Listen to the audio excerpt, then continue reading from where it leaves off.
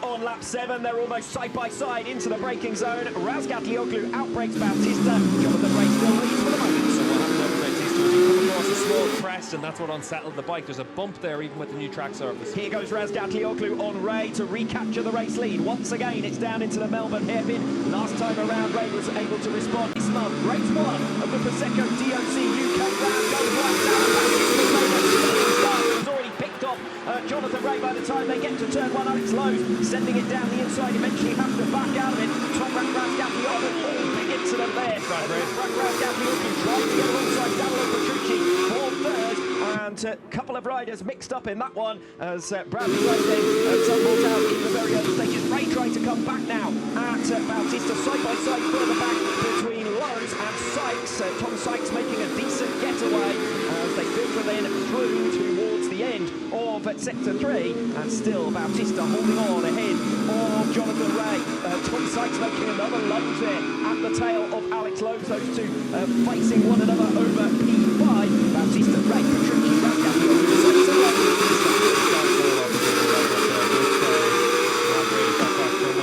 There was 2 rows between them as well. It's be interesting to see what happened. Well, right on board with Jonathan Ray. Bautista already starting to gap on his left. Back onto the tail of the race leader. Yeah, needs to attack straight away because we know how good Bautista is once he's got that head of steam down and he's able to have that clear track in front of him. Well, at the moment, Ray looks slightly vulnerable to Prix and Toprak Razgatlıoğlu directly behind him, 3rd and 4th place. Toprak needs to come through with Prix right at the start of this race. Otherwise, you can give him too much ground. Very deep and wide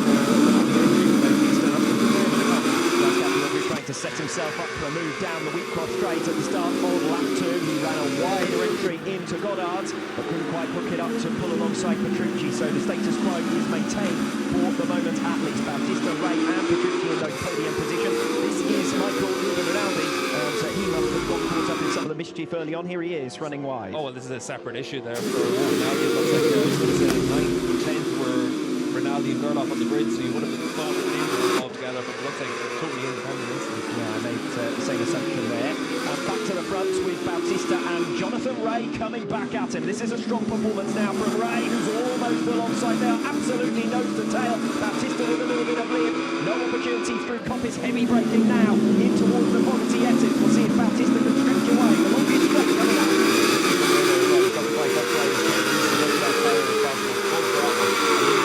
Than Bautista, but still the Ducati can edge away. But a big moment on the entry into the foggy S's for Bautista. And Bautista's off the second, and Danilo Petrucci's followed right off the second as well. Razgatlioglu may come through here for 3rd position. He has done so. So Jonathan Ray has hit the front, and 2 Ducatis losing out, and now 2 riders getting past Danilo Petrucci. The cork is out of the bottle on Titanic Trio, or our lead trio here at Donington Park. Key thing for Jonathan Ray was the run through the old hairpin ultimately. Kawasaki's working well. That's where he needs to open up his gap now to try and give himself a chance to win this race. We know Bautista's great on tyre life, so at the end of the race, the Ducati's going to get stronger and stronger. Ray needs to get down and open up a gap at this stage. Alex Lowe successfully fending off Tom Sykes for big position, was eventually granted 4th place with Danilo Petrucci running off at the Fogarty S's. So Alex Lowe's on into 3rd position. Petrucci now into the clutches of Tom Sykes, but the lead trio has broken away. 7/10 of a second, the gap between 3rd and 4th. We're not seeing the start of this incident, and it was where on the entry to the corner Bautista got in a bit hot. You could see that the bike got unsettled, and he had no choice but to try and run through the foggy S's. But for Bautista, he's still there at 2nd spot. Toprak's closing up the top 3, because Toprak's the fastest rider on the track right now. The top 3 is closing.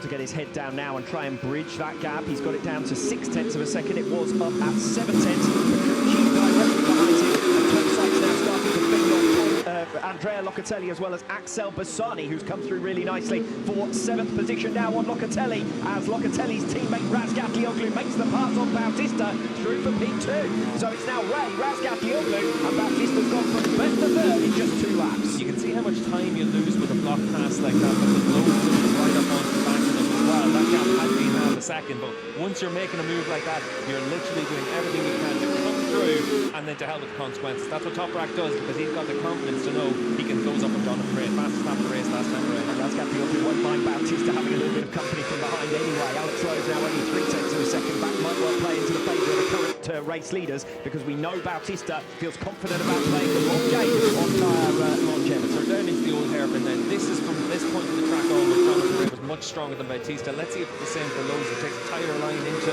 Schwann's corner and then run up to the thing to see if he can get close enough. Next opportunity for a pass is going to be either Alex Lowe's on Alvaro Bautista, because that gap is down to just a tenth of a second, or Axel Bassani on Tom Sykes for P6. Bassani was 3/10 of a second faster than Sykes the last lap around, and now all over the back of him. He's two race leaders, Ray versus Razgatlioglu. The gap continually comes down over the course of this lap 4. Not quite close enough to strike going into the Fogarty S's, but it's the heavy braking zone towards the back end of the lap that Razgatlioglu favours. The next move might well be Bassani on Sykes. He has now got through for that 6th position, so Axel Bassani making a swift resurgence through the field, and Sykes will now come under siege from Andrea Iannone, who's at least shown him a wheel there coming through turn 11. I think it's as well, it looks like. So Sykes losing a couple of spots on this lap. Shame for Tom, but he's still the top BMW rider, and that's what the target has to be for Sykes. Yes, so Scott running down in 12th position for the record as we come into lap number 5. Donington Race sets a new personal best. Toprak Razgatlıoğlu with the new fastest lap of the race, a 1:27 flat. That's over 4/10 of a second faster than Alvaro Bautista, who's now over a second behind the race leader for the first time. Sure, he had set a new fastest lap of the race, and then Toprak went a quarter of a second faster to keep bridging that gap. Alvaro Bautista, new personal best before 10th of a second off the pace. That's why it's stretching out.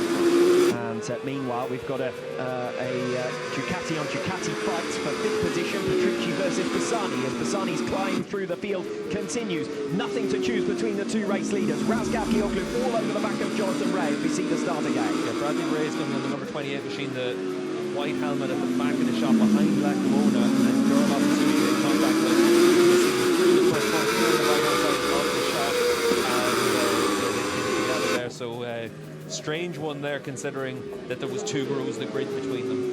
Yes, Ray versus Razgatlioglu here at the front of the field on lap 5, just a tenth of a second between the two of them. We know how strong Razgatlioglu is on the brakes in the second half of the lap here at Donington Park, but Ray resisting quite nicely for the moment. Yeah, behind them, Prix and Bassani are doing a good job to latch on to the back of those as well. That's going to be a scrap for 4. Yes, and Bassani's the fastest dog, and in fact Bassani, aside from Razgatlioglu, was the fastest man out there on lap 4. So Razgatlioglu's new fastest lap of the race, otherwise it could have been Bassani's. Into lap 6, 2/10 between Ray and Razgatlioglu. Bautista coming back at them. Toprak needs to get the hurry up, and he needs to get through on Ray, because last time around it was Bautista, who was the fastest rider on the track, quarter of a second faster than the race leader.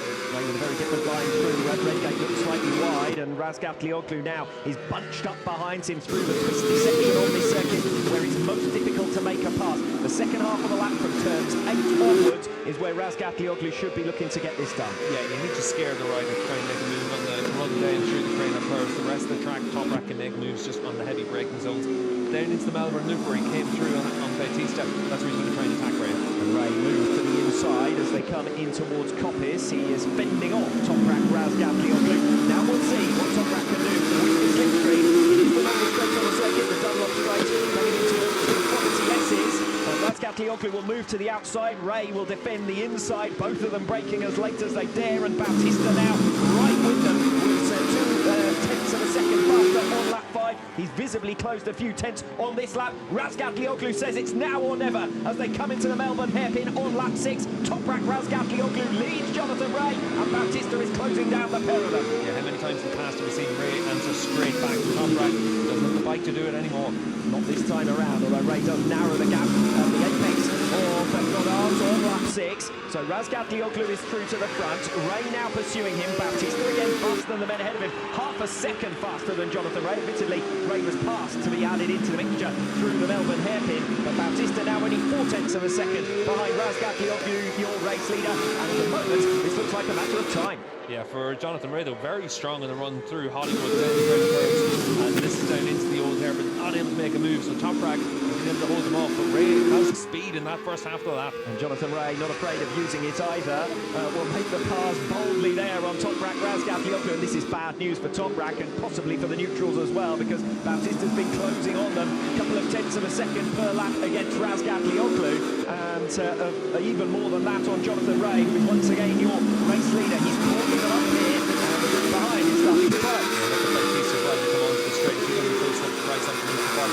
Dunlop straight on lap 7. They're almost side by side into the braking zone. Razgatlıoğlu outbrakes Bautista. Jonathan Ray still leads for the moment. So what happened over Bautista was he come across a small crest, and that's what unsettled the bike. There's a bump there even with the new track surface. Here goes Razgatlıoğlu on Ray to recapture the race lead. Once again, it's down into the Melbourne hairpin. Last time around, Ray was able to respond on the next lap through the first couple of sectors. He's not going to make his move for the moment into Goddard. Alex Lowe starting to make up ground on the riders ahead of him. So Lowe now only half a second once again from the podium trio. Has got company from Petrucci, Bassani, Locatelli and Sykes. Egerter with a new personal best last time around is right in the mix as well. So 9 riders all more or less together. Let's see if Jonathan Ray has got the answer to Razgatlıoğlu, just as he did on lap number 7. Razgatlıoğlu, I think, might defend it a little harder this time around. Yeah, Toprak's vulnerable through here, but so is Bautista with Lowe's closing right up. And here goes Alex Lowe's, and very aggressive there on Andrea Bautista. A little bit too deep. Bautista comes back, and here goes Jonathan Ray on Toprak Razgatlıoğlu. The switch back from the Turkish rider. 3 world champions at the head of the field here, and it's Razgatlıoğlu who leads them. Ray, Bautista, Lowe's, Petrucci. Don't we love Donington Park? Yeah, you can see for Jonathan Ray, that's where he had to come through. For Lowe's, it was the opportunity to come through. He was trying to make it stick, but he ran in a bit too hot into the corner. But still, this lead group, we've now got 6 riders all really closely matched. As it stands right now, it's just which bike works in different areas of the track. 6 times race winner at Donington Park, Jonathan Ray. 5 times race winner at Donington Park, Toprak Razgatlıoğlu. Andrea Bautista, never a winner at this venue. He now splits the pair of them through for second position to leave Kawasaki's in positions 3 and 4. The last few laps, Lowe's been faster than Ray. We'll see if he needs to come through on his teammate to be able to try and get himself into that fight in front. Petrucci still with them in 5th position. Axel Bassani, his early charge has now cooled off somewhat. He's in 6th position. Locatelli, Sykes to his credit, still hanging on in there in 8th place. Egerter coming for him though. We saw that Bautista was vulnerable on the run down in towards turn 4 last time around from Alex Lowe's. We'll see if Ray can try and carry that same speed. He's been able to make the move on Toprak through that section of the track. He needs to do something similar now. Well, this looks like going down as one of the best races of this season so far. One big group, 2 seconds covering 7 riders. Bautista escaping away somewhat this time around from Jonathan Ray. Yeah, Ray just doesn't have the bike underneath him right now to be able to go with him. You can see how much that leading 2 have stretched out from 3rd position. Ray with a slide there as well, it looked like, as he pitched into that left-hander. As it is in the championship, it's a 2-horse race, as it is in race 1. Here at the Prosecco DOC UK round, it's a head-to-head between Razgatlıoğlu and Bautista. Now, Bautista's strongest area might well be coming off Coppice and down the Dunlop straight, but we know that into turn 9 on the TS's is Razgatlıoğlu's strongest area. Look how early Bautista gets alongside Toprak here on lap 9. He breezes through. Toprak can be as late as he wants on the brakes, and he's never going to be able to counter that. But it's down into the loop is where he does counter, and then the bottom of the hill is he can get beside Bautista. In towards the Melbourne hairpin then, where Jonathan Ray and Toprak Razgatlıoğlu have been scrapping it out. Toprak can't quite get there. Bautista working very hard to get it stopped on time. There might be an opportunity here into Goddard. Ray coming back at them. No, Bautista holds the race lead. This is where he had his crash, remember, a year ago, but no such error this time. And in fact, it's Ray nibbling back at Razgatlıoğlu at the end of lap 9. How many times in the last year have we seen Ray and Razgatlioglu cost each other the chance of being able to fight with Bautista by scrapping with each other? Is that going to be a case of repeating itself once again? And we know, we've heard all weekend long about how abrasive the track surface is going to be, how for Petrucci to make the pass. Locatelli has closed on Lowe's a lot faster than Petrucci has on Jonathan Ray. Yeah, and for Locatelli, you can see where the gap had been 1.5 seconds, and it goes right up, and now he's going to have that opportunity, maybe as early as the old hairpin. Yes, matter of time this for Andrea Locatelli. You fancy a much improved performance. Hasn't had the rub of the green. Last time out in Misano was disappointing, so he needs to fight back this weekend at Donington Park. It's been one of his worst circuits in past seasons for the number 55 Yamaha. A strong performance here. Defensive riding there from Alex Lowe's. He plays that bike where it needs to be placed, so it's difficult then for the rider to come through. We'll see if Locatelli's able to use the slipstream to try and attack down in towards the foggy houses. Andrea Locatelli versus Alex Lowe. Lowe was defending fifth position. Locatelli was closing on him at a rate of half a second a lap. And into the Fogarty S's with 2.5 laps to go. Locatelli gets that move made, and now surely will be able to escape away from Alex Lowe to take P5. A much improved performance for Locatelli here after his woes in Lozano last time out. Yeah, not a lot Lowe's can do about a move like that. Same with what we saw from Prix as well. You're trying to make sure you're in a position to be as fast as you can through the Fogarty S's. When other riders have more grip than you, it's difficult to defend the position. Meanwhile, Tom Sykes looks like he's coming back here at Axel Bassani. Gap was half a second at the start of lap 21. It's just a couple of tenths of a second now, although Bassani stretching his legs coming off the final turn. 2 to go. So we've got a bit of a train here. Meanwhile, in that race between Jonathan Rea and Danilo Petrucci, every time Petrucci closes the gap to a couple of tenths, Rea opens it back out again to half a second. Yeah, you can see here as well, the two BMWs chasing down two independent Ducatis. For Tom Sykes, it'd be a really good scalp if he can come away with 7 and come through in Bassani. For Scott Redding, if he's able to just have a damage limitation run and come through on Philip Earth and come away with 9th position, at least it'll give him some good information for tomorrow. Scott Redding then up inside those top 10 positions, which has been far from easy for him of late. Last couple of rounds, really underwhelming for Scott Redding. Has found himself much further back than he would like to be. He's weaving around there on the tail of Philip Erpel. So it does look as though he's got the pace advantage. We switch back to Bautista. He's 3.7 seconds now clear, making up for huge margins and riding at ease is Alvaro Bautista here up at the front of the field. Razgatlioglu in second, Rea 3 seconds further back in third. Petrucci still half a second back, so it doesn't look like he's going to get through.